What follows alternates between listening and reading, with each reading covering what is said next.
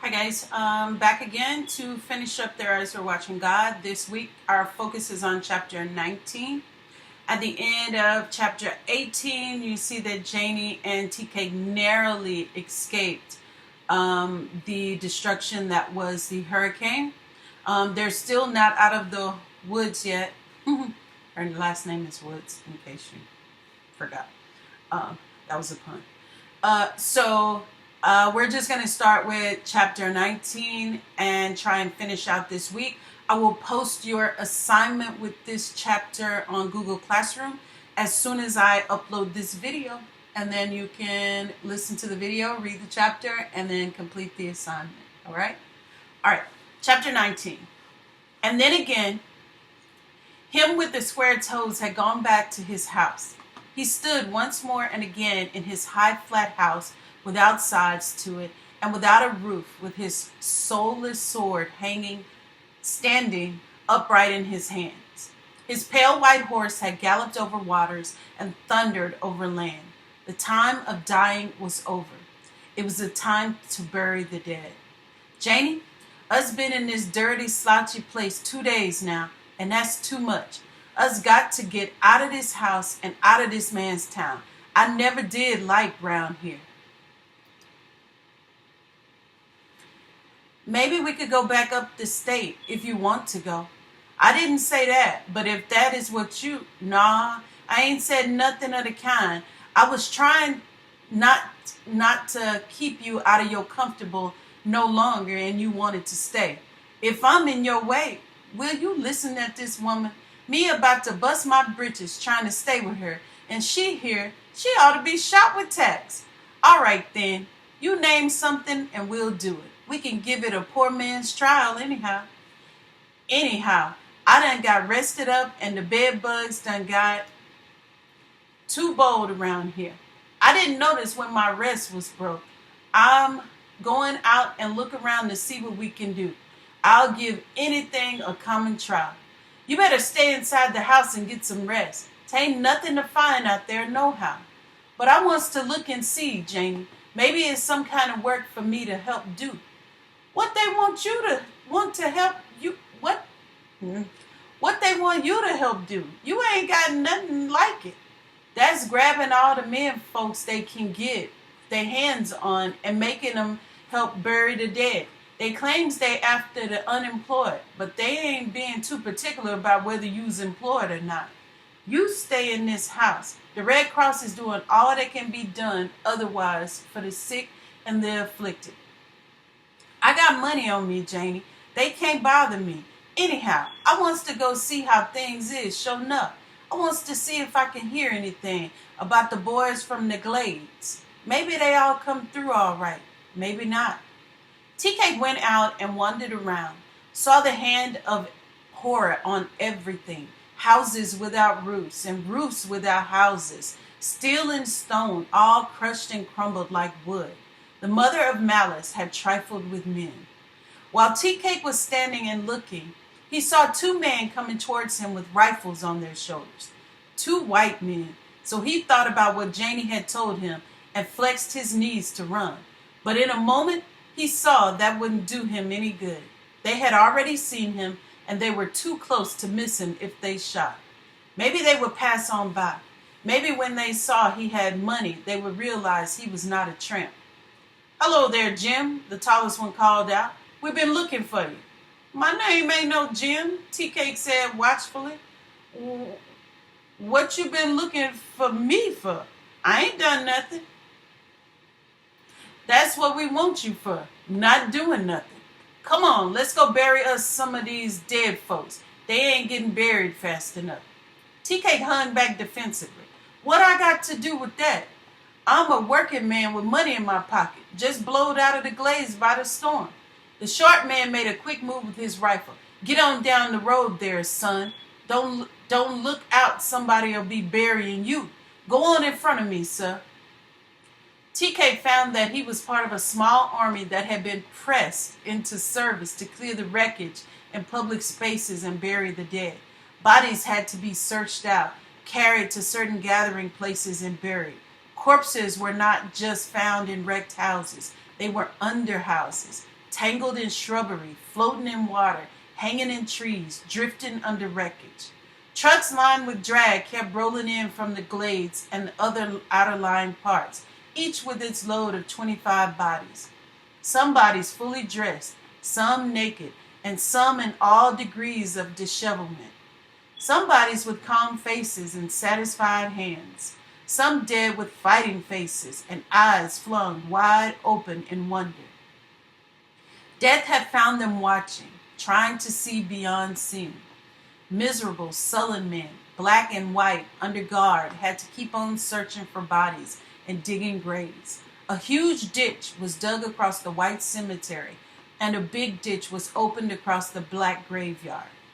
Plenty quick lime on hand to throw over the bodies as soon as they were received. They had already been unburied too long. The men were making every effort to get them covered up as quickly as possible, but the guards stopped them. They had received orders to be carried out. Here there, y'all. Don't dump them bodies in the hole like that. Examine every last one of them and find out if they's black, white, or black. Us got to handle them slow like that. God have mercy.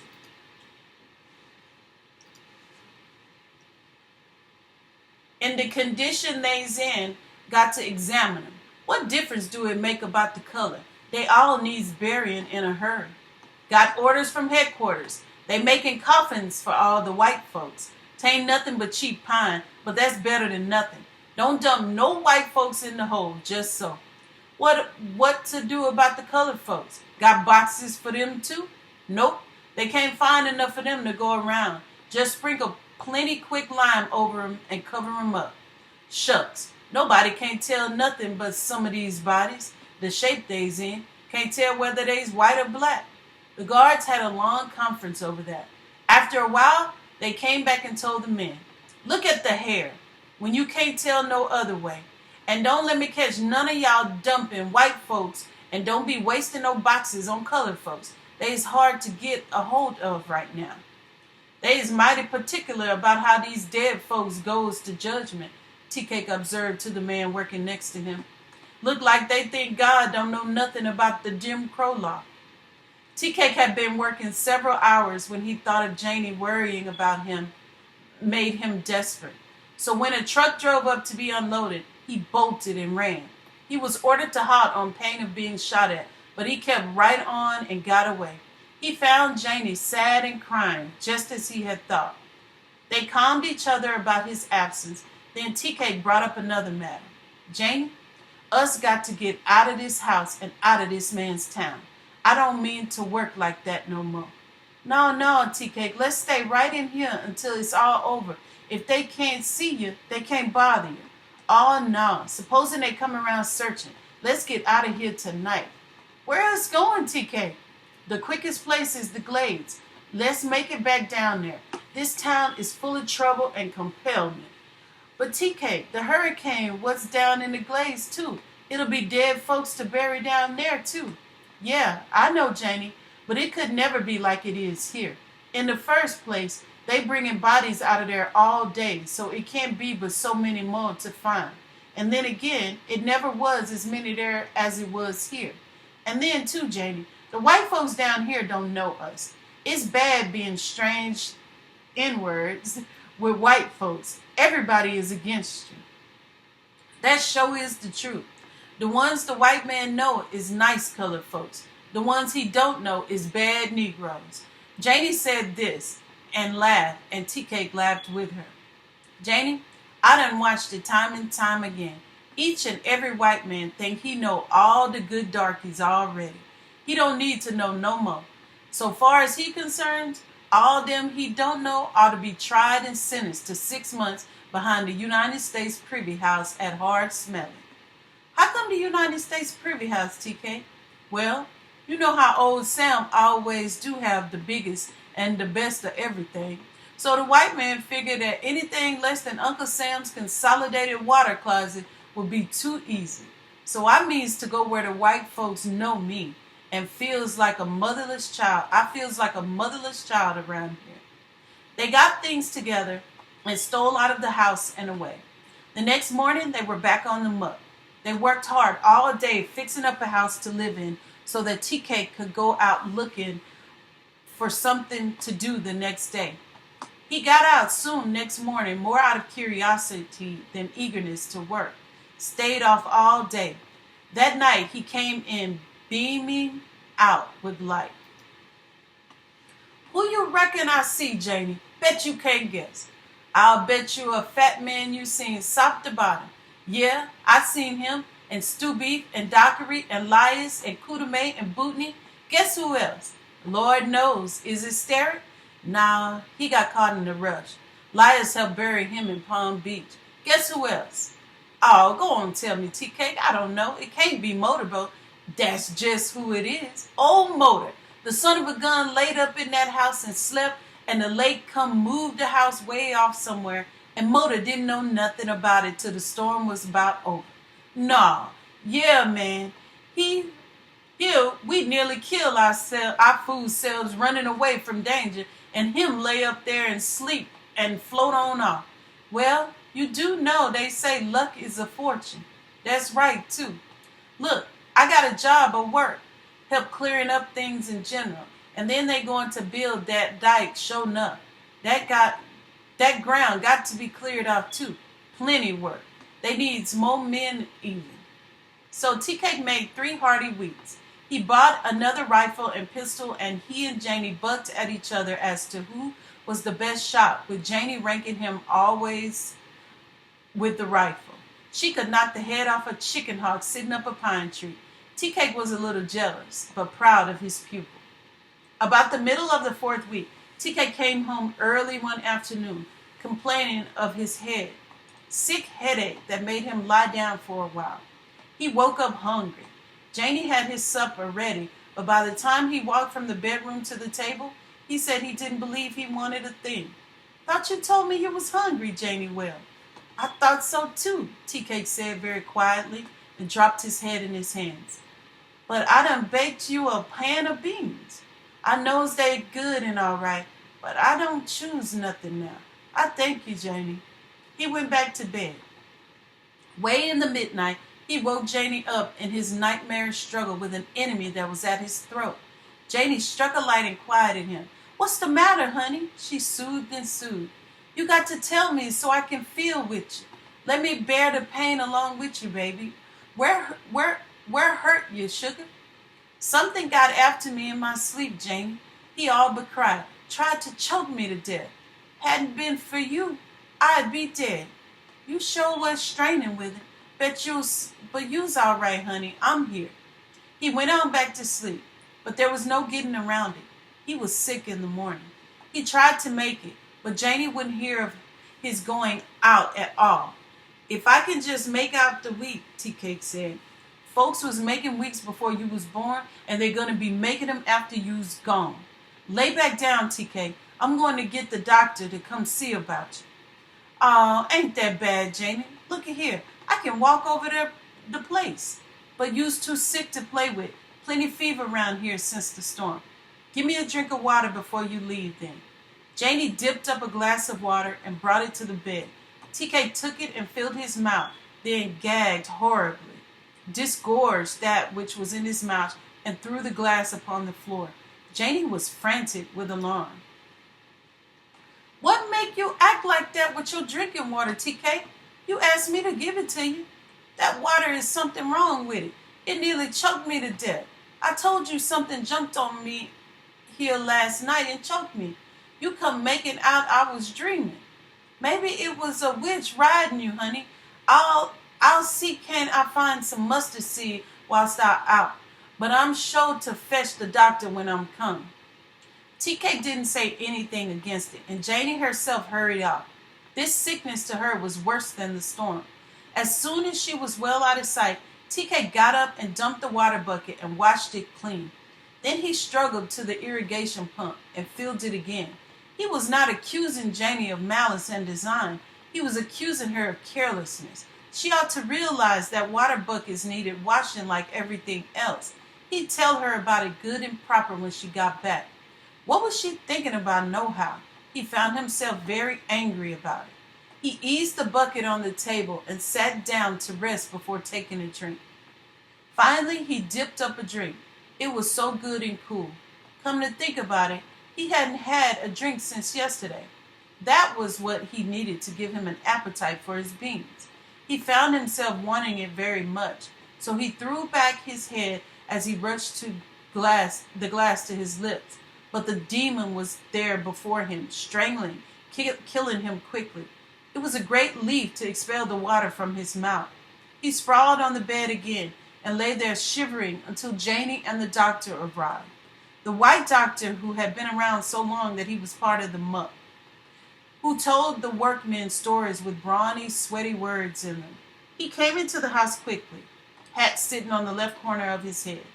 "Hi there, TK. What the hell's the matter with you?" "Wished I know, Doc Simmons, but I sure is sick." "Oh, no, TK. Tain't nothing wrong that a quarter coon dig wouldn't cure. You haven't been getting your right liquor lately, eh?"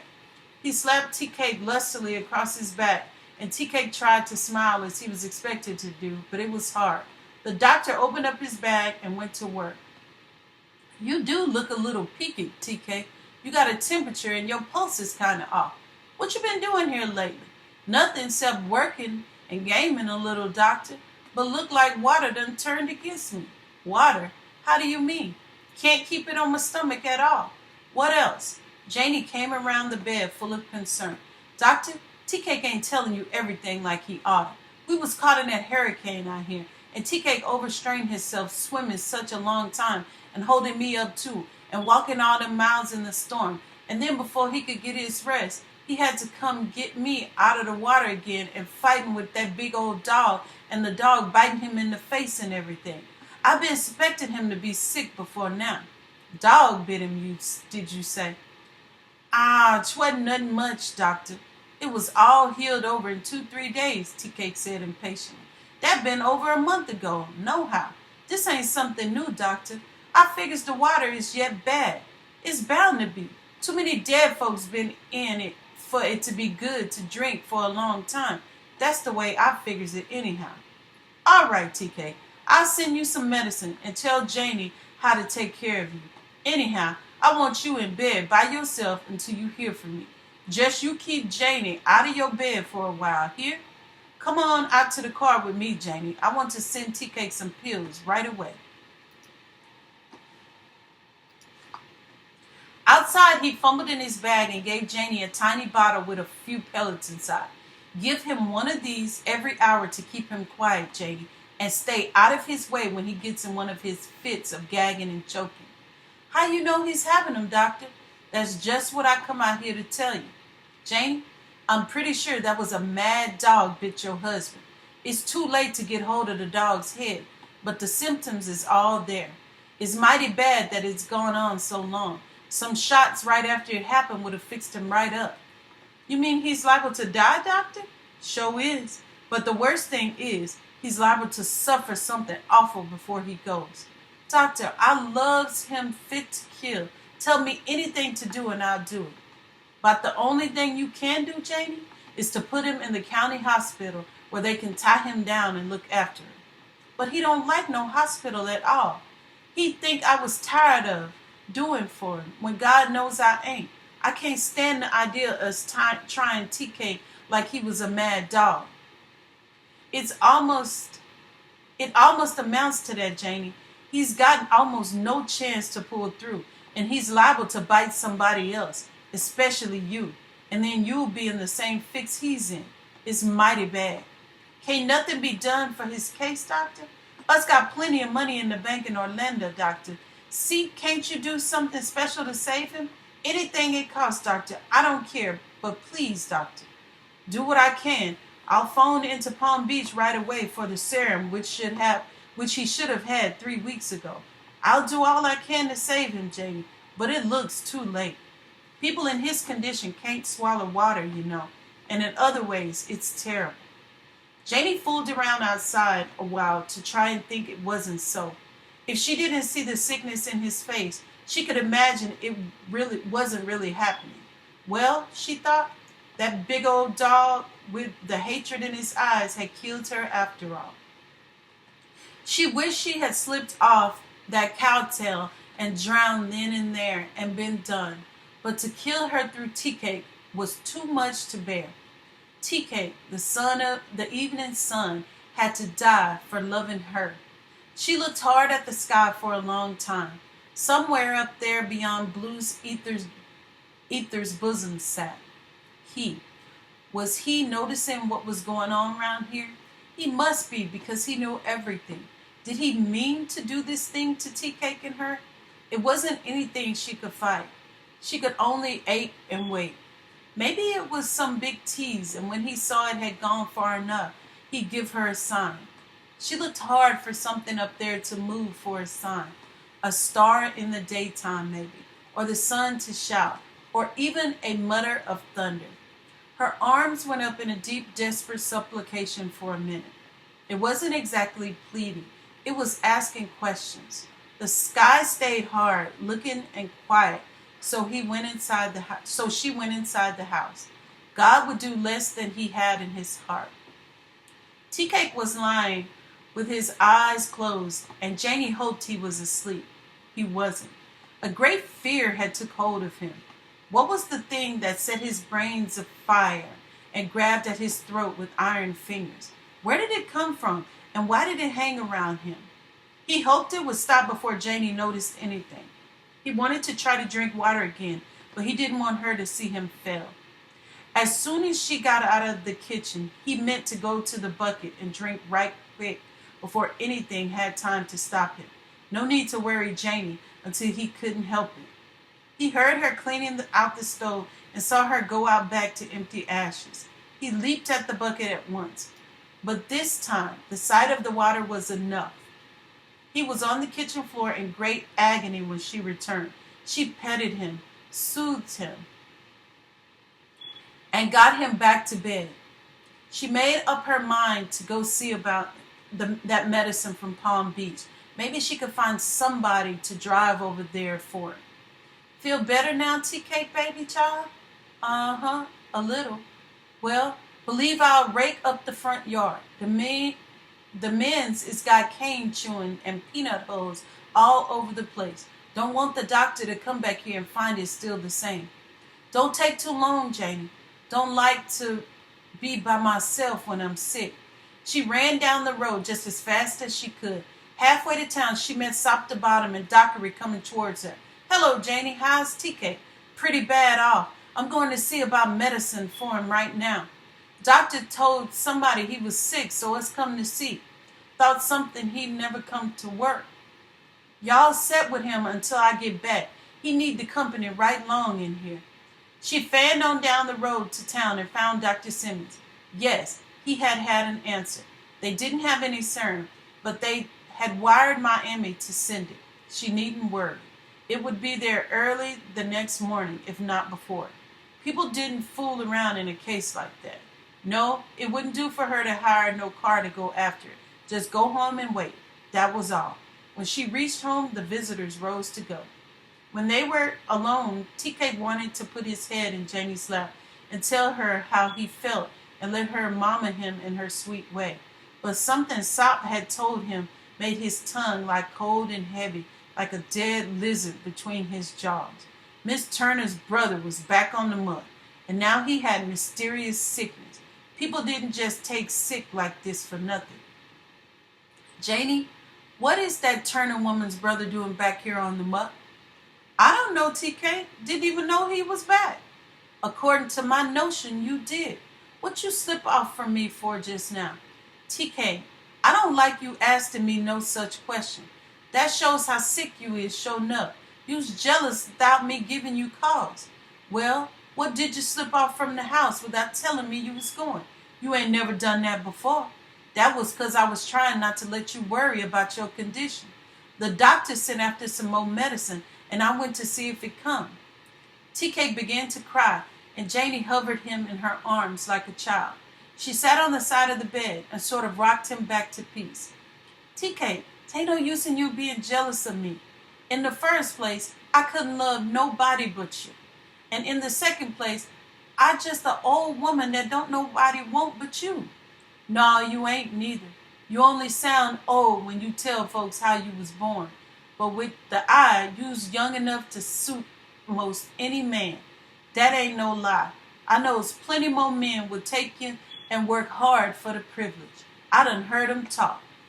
Maybe so, TK. I ain't never tried to find out.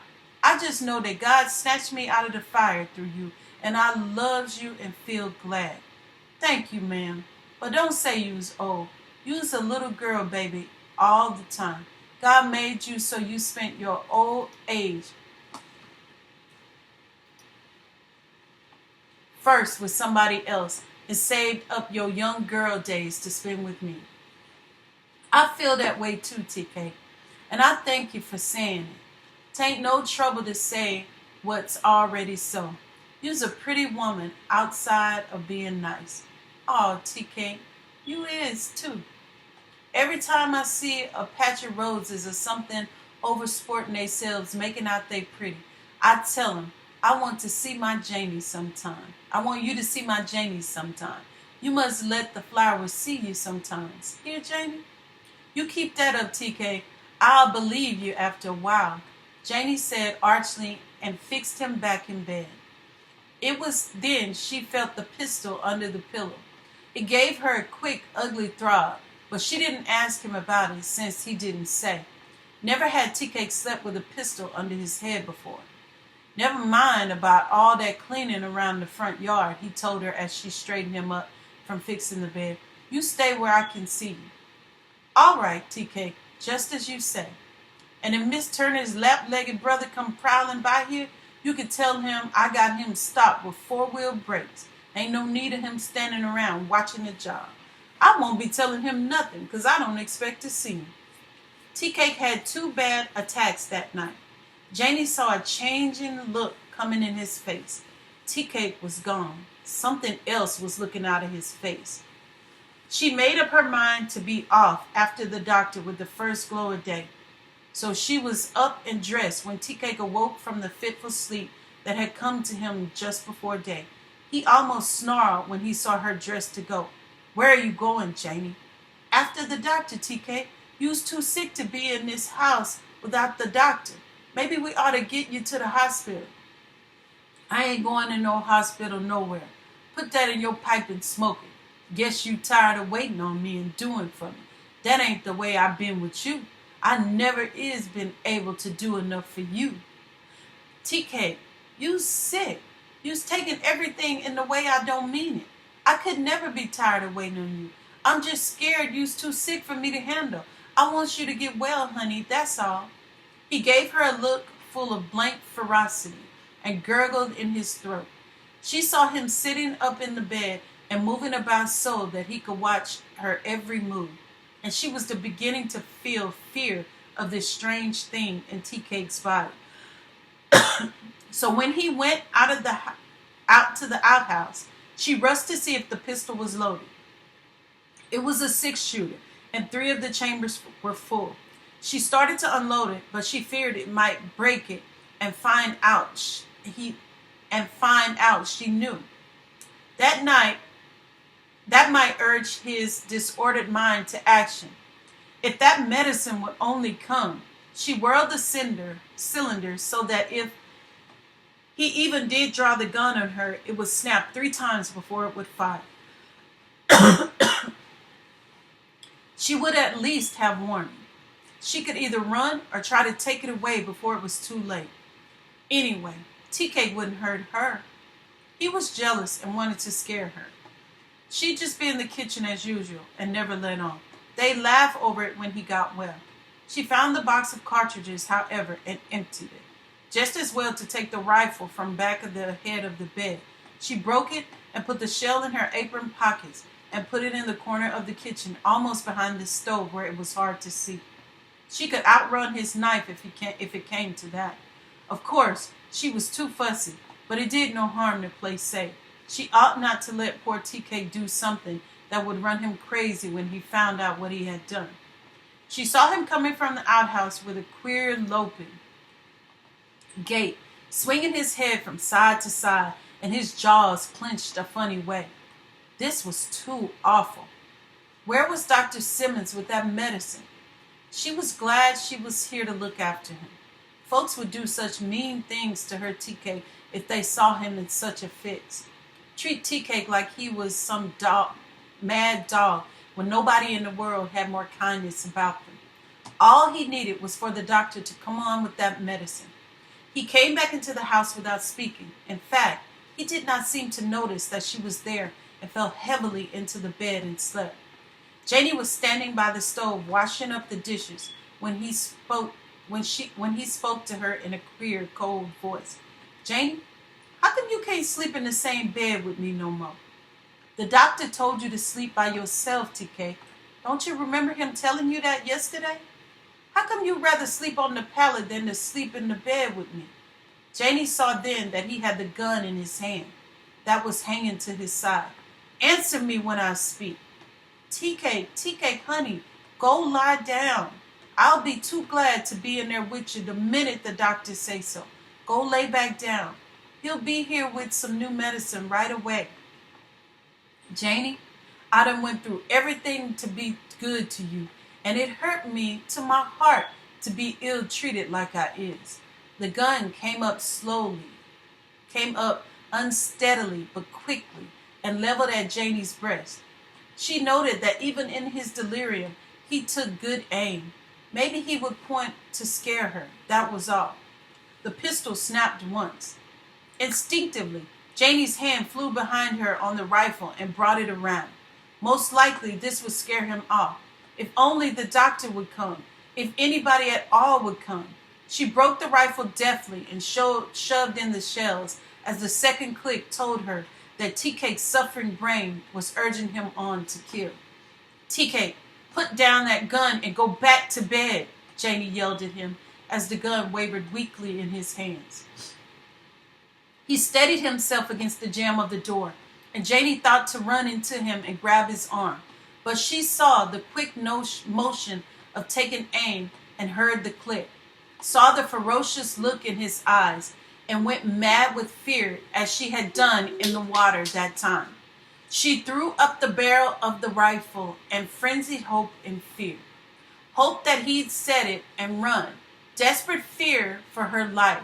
But if TK could have counted cost, he would not have been there with the pistol in his hands. No knowledge of fear, nor rifles, nor anything else was there.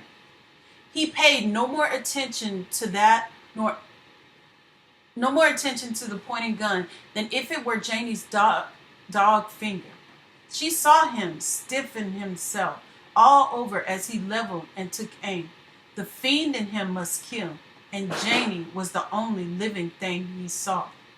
The pistol and the rifle rang out almost together. The pistol just enough after the rifle to see its echo. TK crumpled as his bullet buried itself in the joist over Janie's head. Janie saw the look on his face and leaped forward as he crashed forward in her arms.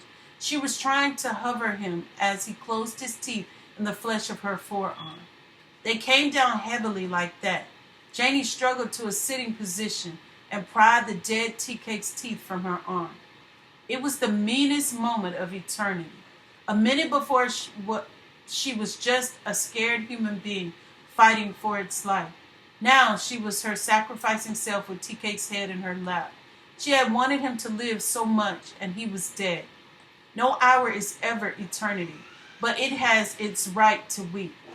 Janie held his head tightly to her breast and wept and thanked him wordlessly for giving her the chance for loving service.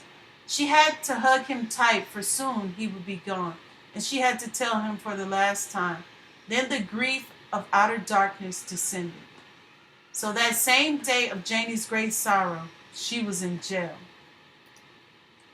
And when the doctor told the sheriff and the judge how it was, they all said she must be tried that same day. No need to punish her in jail by waiting. 3 hours in jail, and then they set the court for her case. The time was short and everything, but sufficient people were there. Plenty of white people came to look on this strangeness, and all the Negroes for miles around. Who was it didn't know about the love between TK and Janie? The court set, And Janie saw the judge, who had put on a great robe to listen about her and TK. And 12 more white men had stopped whatever they were doing to listen and pass on what had happened between Janie and TK Woods, and as to whether their things were done right or not. That was funny too.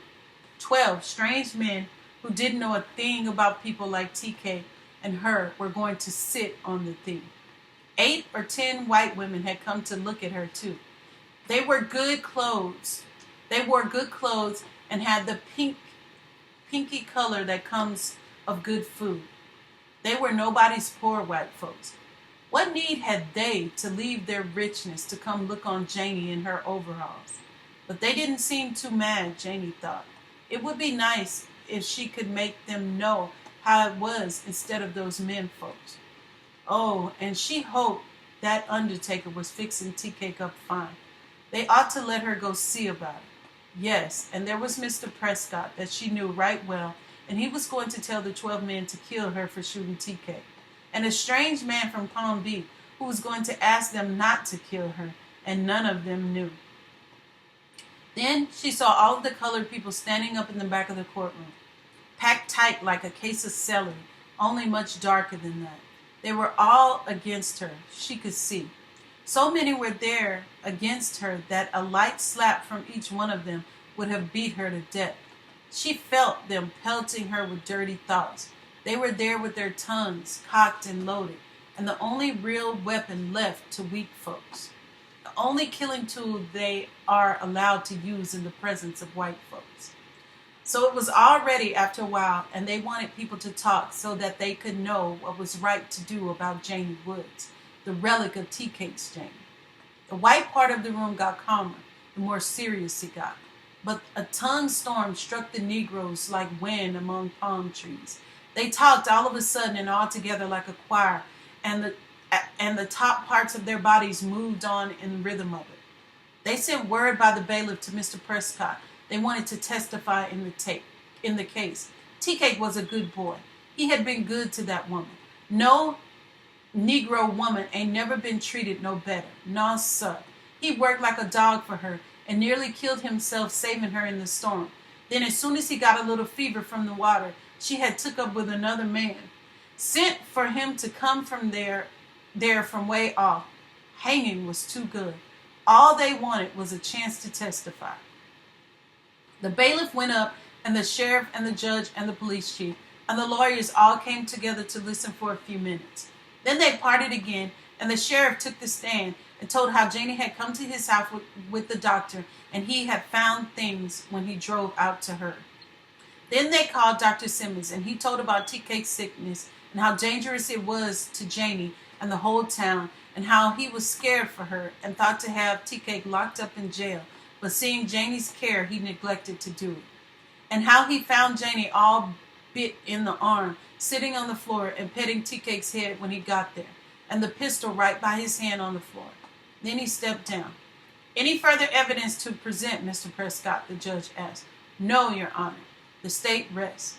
The palm tree dance began again among the Negroes in the back. They had come to talk. The state couldn't rest until it heard. Mr. Prescott,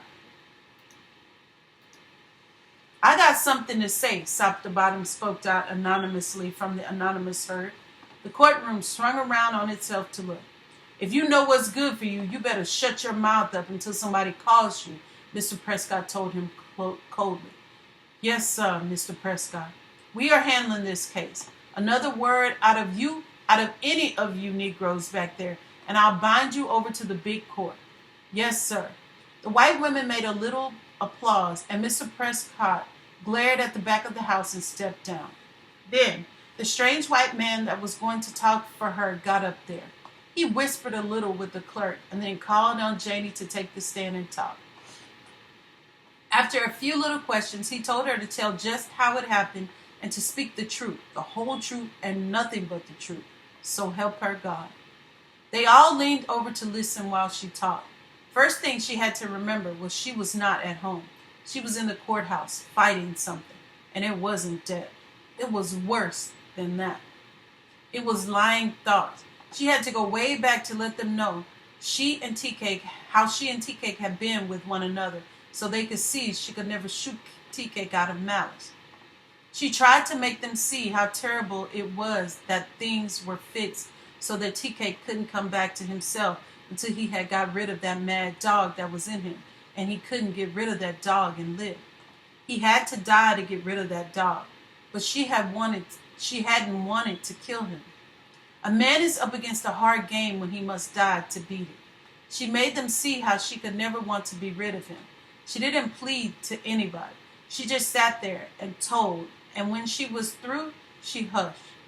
She had been through for some time before the judge and the lawyer and the rest seemed to know it. But she sat on in that trial chair until the lawyer told her she could come down. The defense rests, her lawyer said.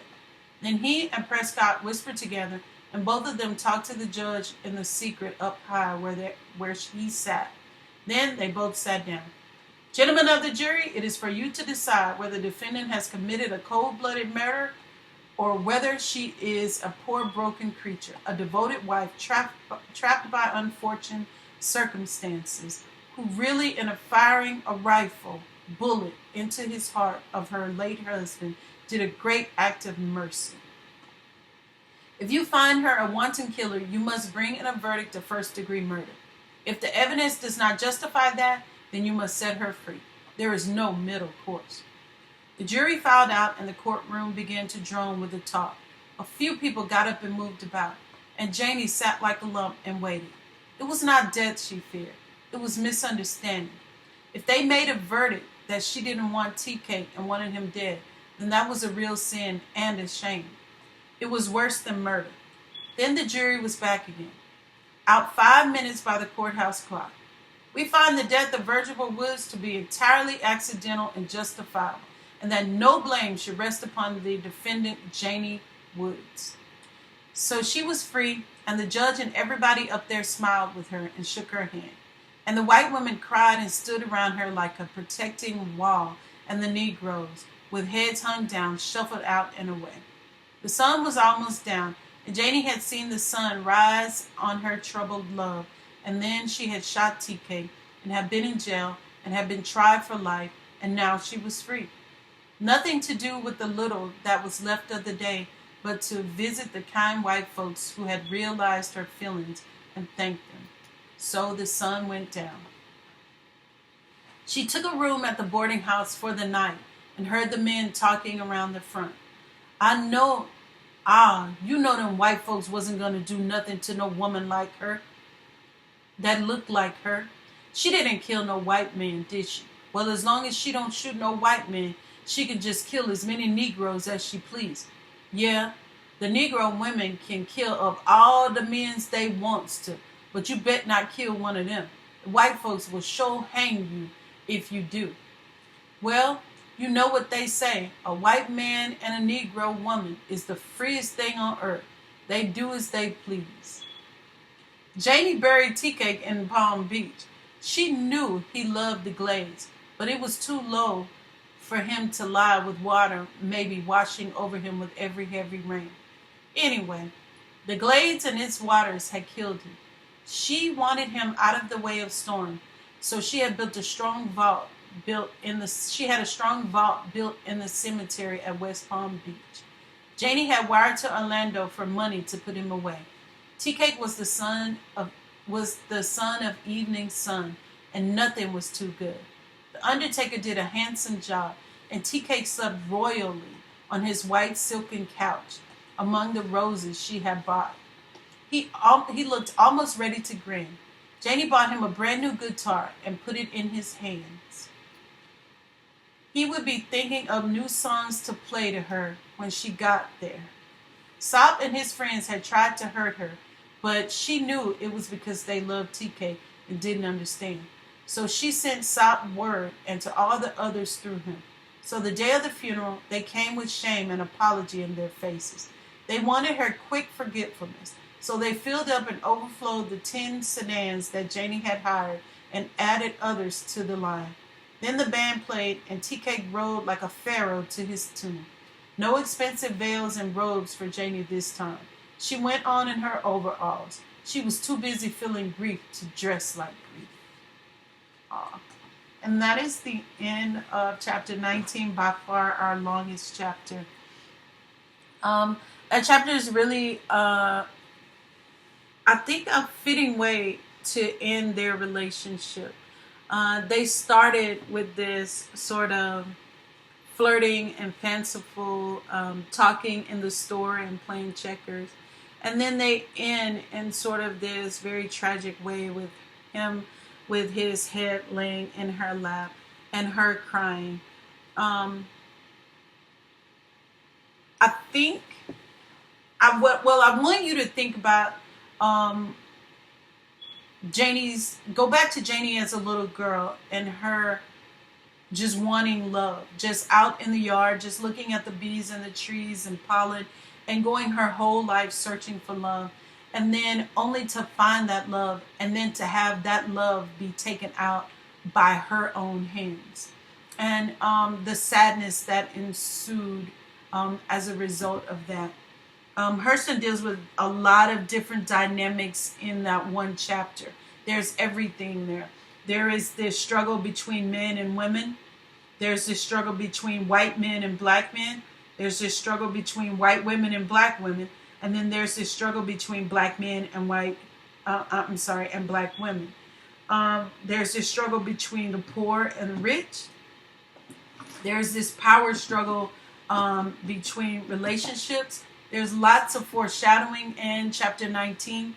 At the beginning of that chapter, there's a line in there that says that TK became jealous that Janie was a better shot than him. So at the end, when they both have a gun and they're pointing, you could conceive that Janie would be the one to make contact with the gun, and TK would miss. Not only because he was sick, but because, again, she was a better shot than he was. If you have any questions about this chapter during our next Zoom, you can let me know. If you want to discuss this chapter during our next Zoom, that would be great. It's a very sad chapter, and the book is very anticlimactic in that it ends that way for him, because you want so much for her to have this relationship that she's always wanted and that she found. It wasn't a perfect relationship because, again, there's all these dynamics of a relationship, but there was genuine love between the two of them. Right? It has been a pleasure. I shall see you guys during the next video. Bye.